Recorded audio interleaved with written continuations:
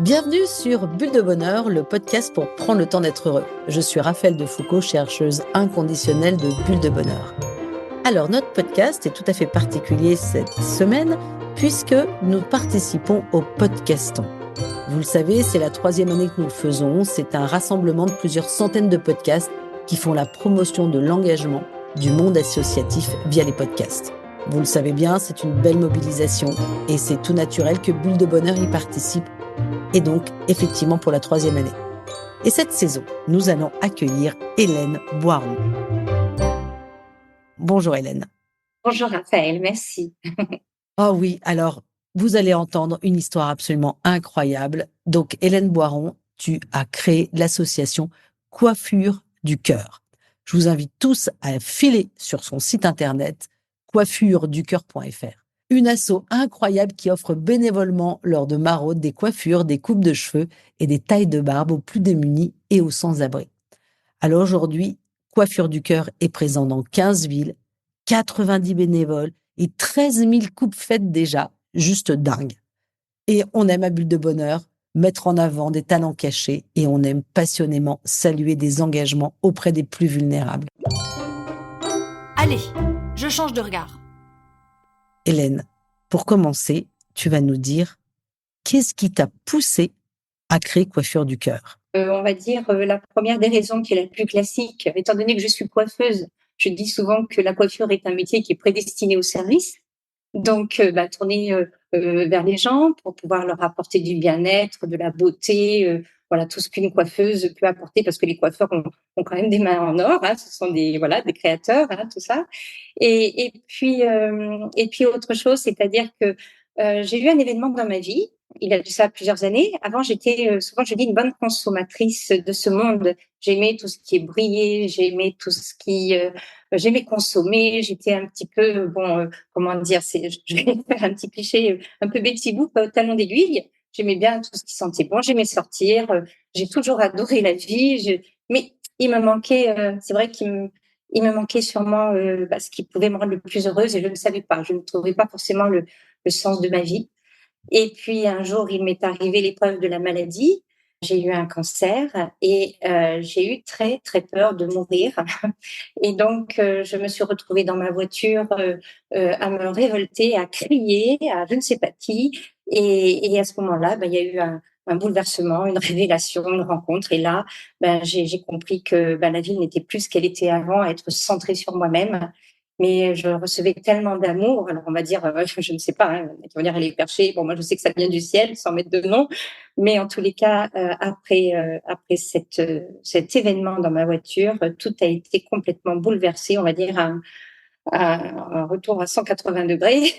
Et puis là, les choses ont changé dans ma vie. Les personnes, enfin le monde, je ne le voyais plus de la même manière. Donc, en fin de compte, les gens que je rencontrais n'étaient pas les mêmes. Et puis, je me suis rendu compte que j'avais besoin de tout ce que j'avais reçu, de ne pas le garder pour moi, mais pouvoir le distribuer d'une certaine manière à d'autres. Et comme j'étais coiffeuse, sur mon chemin, c'est vrai que j'ai été amenée à aller donner à manger dans une association qui donne à manger le soir à des personnes vraiment dans la grande précarité. Et puis, ça ne me suffisait pas, parce que quand je voyais ces pauvres personnes qui baissaient les yeux, certaines, pas toutes, hein, pour pouvoir demander à manger et partir, j'étais frustrée et je me disais, moi qui adore le contact, je suis coiffeuse, j'ai fait la connaissance de 2 copines, dont Laure Drouin, qui est toujours à mes côtés. Et je leur ai dit, écoutez, je sais que ça se fait, hein, ailleurs, il y a des personnes qui le font dans d'autres pays, en France. Moi, je suis coiffeuse, si vous voulez me suivre, on peut essayer de faire un salon éphémère, parce que moi, ce que j'aimerais, c'est pas être seule à coiffer, c'est faire une équipe. Parce que pour moi, l'état d'esprit d'équipe est très important, pour plein de raisons, hein. Voilà, on grandit dans une équipe, on se serre les coudes dans une équipe, on est complémentaires, on s'aide, et moi, l'entraide, c'est très important. Et donc, on a commencé comme ça, il y a de ça, c'était en 2018, le premier salon éphémère, où je venais avec mes vieilles tondeuses, avec les fils, et j'avais une rallonge de 30 mètres pour pouvoir me brancher. C'était pas les tondeuses que j'ai maintenant, les Panasonic, hein. Et je me souviens que le seul magasin le soir, vers la fin de la journée, qui acceptait que je puisse me brancher chez eux, c'était un sex shop et un kebab. Hop, ils nous ont ouvert, ils nous ont mis des tables. Et là, on a eu 15 personnes tout de suite qui sont venues se faire coiffer. À partir de ce moment-là, eh bien, la coiffure du cœur naissait. Et tous les 15 jours, on a continué. Et puis petit à petit, donc au début, on était 3. Et puis maintenant, on est voilà, dans une quinzaine de villes et on est 100 bénévoles, 100 coiffeurs à peu près. Sans coiffeur, donc plus que ce que je disais tout à l'heure. C'est pas 95, plus nos SOS que j'appelle, nos services d'ordre solidaire qui sont là pour faire l'organisation, le flux des personnes et tout ça. Donc en fait, le principe, c'est vraiment des salons de coiffure éphémères. Donc j'ai vu que sur tes pages Facebook et Instagram, en fait, tu mets le planning en début de mois, c'est ça? Oui, tout à fait. Voilà, nos équipes chaque mois donc voient quand est-ce qu'elles peuvent donc se réunir pour pouvoir faire ce salon de rue. Donc on a un petit planning dans chaque groupe WhatsApp et puis on converse énormément, on échange beaucoup. Et donc à partir de ce moment-là, eh ben on planifie tel jour dans telle ville, si c'est possible. Jusqu'à présent, ça a toujours été possible. Et puis nos équipes arrivent. Alors ça va être des petites équipes, des fois de 3 comme à Vienne, comme des équipes de 10, on va dire à Lyon ou à Paris. Voilà, ça dépend, mais ça tourne aussi. On a un noyau et puis on a les autres personnes qui vont tourner et se marquer au fur et à mesure. Mmh. Et donc, voilà, ce sont des vrais salons de rue où on arrive avec nos fauteuils portables, notre barnum, le projecteur de chantier, les gilets, les tondeuses. Voilà, parce que pour moi, ce qui était important, c'est de pouvoir apporter tout ce qu'il y avait besoin dans un salon. Parce que les coiffeurs ont des fois du matériel dans leur salon de coiffure, mais qu'ils n'ont pas forcément envie de mettre, comment dire, à disposition dans la rue, ou n'en ont pas, ou ça va pas tenir assez longtemps. Donc, pour moi, ce qui est important, c'était d'apporter tout le matériel disponible pour tenir une soirée. Voilà, avec le nombre de personnes que nous aurions. Donc, il y a ça, c'est aussi une sécurité. Nous avons, j'en parle, voilà, une assurance au cas où s'il se passait quoi que ce soit, ce qui ne se passera jamais, bien évidemment. Mais enfin, voilà, c'est des formations.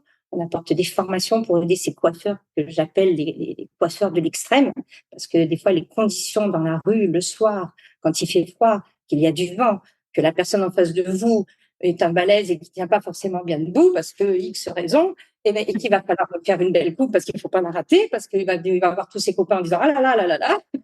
Je me dis là, il faut aussi parfois une bonne formation pour que ces coiffeurs maîtrisent. Et voilà. Donc en fait, non seulement tu prends soin des personnes dans la rue, mais en plus de ça, tu prends soin des coiffeurs bénévoles qui viennent porter leur savoir-faire et leur talent auprès des plus démunis. Tout ça, c'est fait avec tellement d'amour. D'ailleurs, hein, nos auditeurs ne te voient pas, mais tu as un joli pull où c'est marqué, en gros, amour. Donc je pense que Hélène incarne l'amour. Merci Raphaël. Est-ce que, raconte-moi, est-ce que tu aurais une anecdote à nous raconter, plutôt un petit peu amusante, qui a pu se passer dans un de ces salons de rue? Les rencontres, pour moi, c'est très important. Et j'ai rencontré le bonheur. Pour moi, les clés du bonheur sont dans les rencontres. Et pour parler d'une anecdote que j'ai vécue et qui m'a vraiment touchée, un jour, enfin un soir, c'était à Tarbes avec notre équipe. Il faisait froid, c'était un hiver, et il y avait un monsieur qui était très costaud, très typé, gitan, basané, avec une grande balafre sur la joue.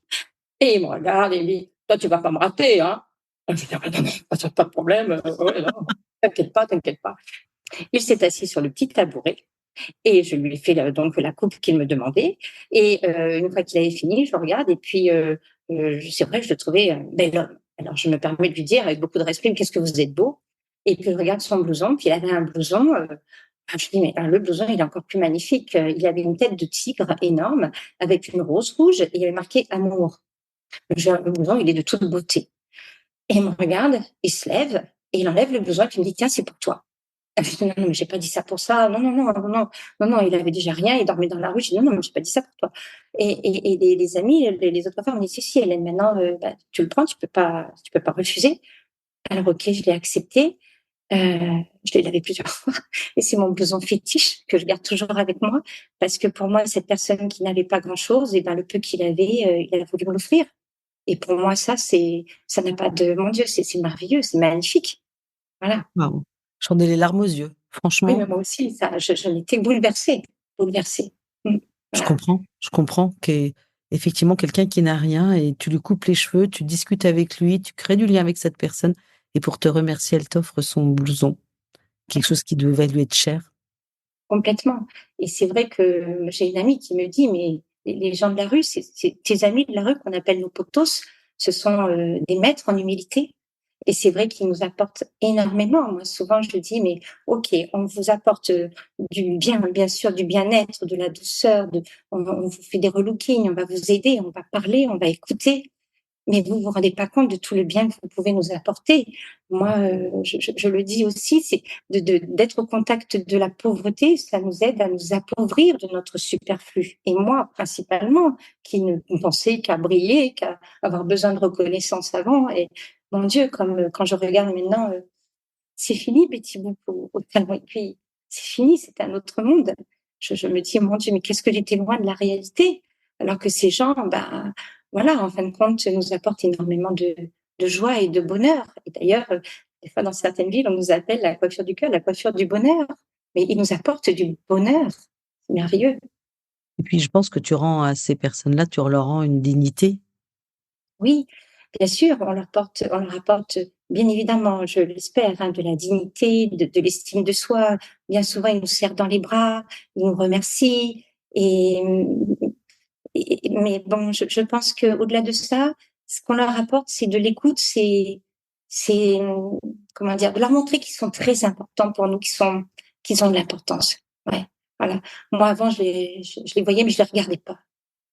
Et maintenant, j'ai appris à les écouter, à tout laisser tomber, à les coiffer. Mais des fois, je pose ma tondeuse et puis je les écoute. Et puis, on va échanger. On va dire des choses que jamais on pourrait dire à d'autres personnes. Voilà. Mmh. Donc, c'est vraiment des relations vraies, des rencontres vraies. Souvent, je dis, c'est du cœur à cœur. Et ça n'a pas de prix. C'est du cœur à cœur. C'est Non, beau. mais c'est clair, c'est clair, Voilà. c'est clair. Bah, écoute, c'est pas nous à Bulle de Bonheur qui te diront le contraire, nous qui œuvrons pour justement créer du lien entre les personnes et combien c'est fondamental pour tous que, quelle que soit sa situation dans laquelle on est, quel que soit son niveau de vie, quel que soit d'où on vient, quel que soit l'endroit d'où on vient, il y a rien de mieux que le lien. C'est le plus beau cadeau du monde.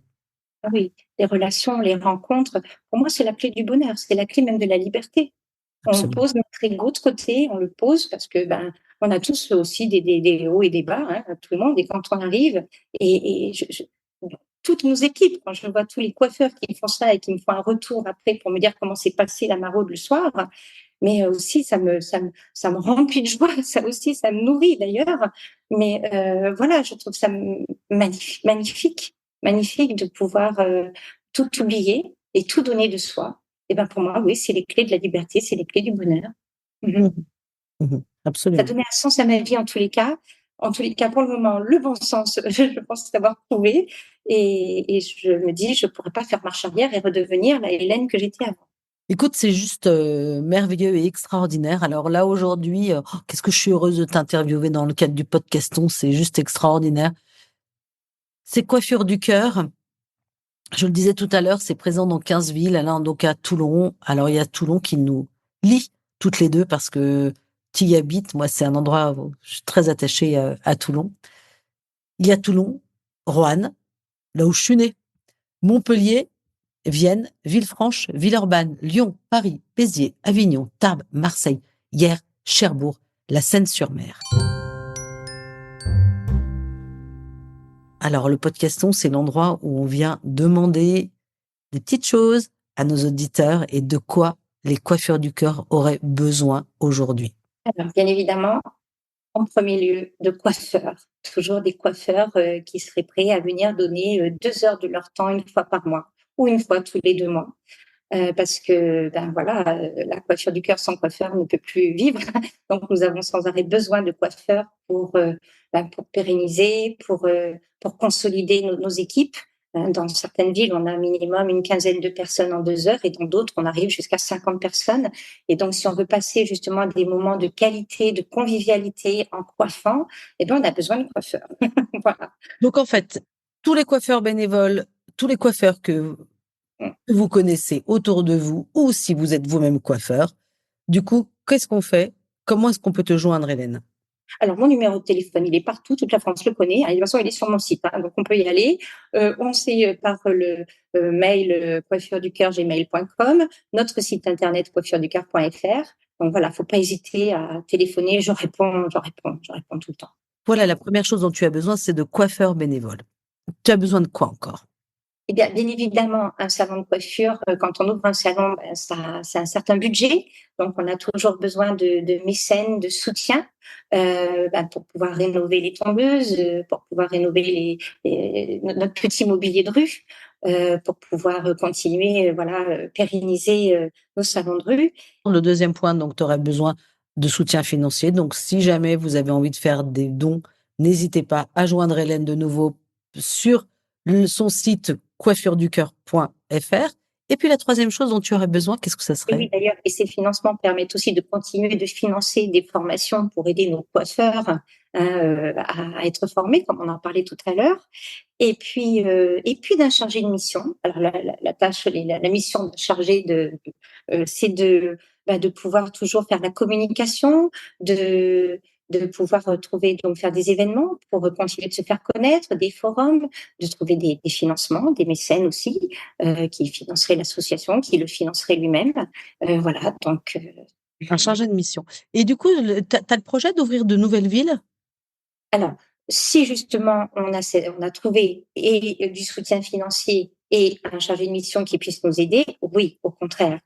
Pour le moment, 15 antennes, je m'en occupe avec mon ami Lordouin et Thierry, mon mari, qui est toujours avec moi, qui donc c'est le bureau. Et voilà, on y arrive, on s'en sort. Moi, j'adore aussi être sur le terrain, donc très souvent, je tourne dans chaque antenne. Mais pour le moment, 15 antennes, voilà, si on veut que ça marche bien, que ça continue bien, voilà. Pour le moment, je peux pas tellement plus. Oui, oui, mais c'est déjà juste Voilà. fantastique, fantastique. Et hop, je me lance. Je voulais te poser une ou deux petites questions. Quels sont tes 3 synonymes de bonheur? Servir, sourire, s'aimer. Euh, D'accord. Parce que pour moi, servir, en effet, c'est à la source de tout. C'est quand on sert, on va servir avec le cœur, et quand on sert, on va servir avec le sourire, à moins d'être obligé. Quand on sourit, on a envie de servir l'autre d'une manière ou d'une autre. Et tout ça, on va dire, enveloppé d'amour. Donc pour moi, ce sont les trois synonymes de bonheur, je Oui, vais dire. le sourire t'amène la joie de vivre, Tout est t'amène relié.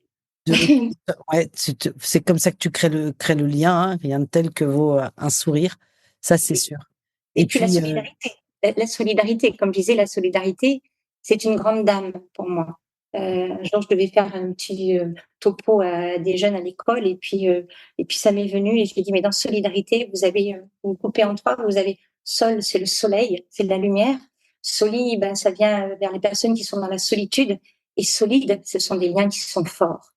Et tout ça, ben, pour moi, c'est ce qu'il y a de plus important aussi. Donc, synonyme du bonheur, la solidarité.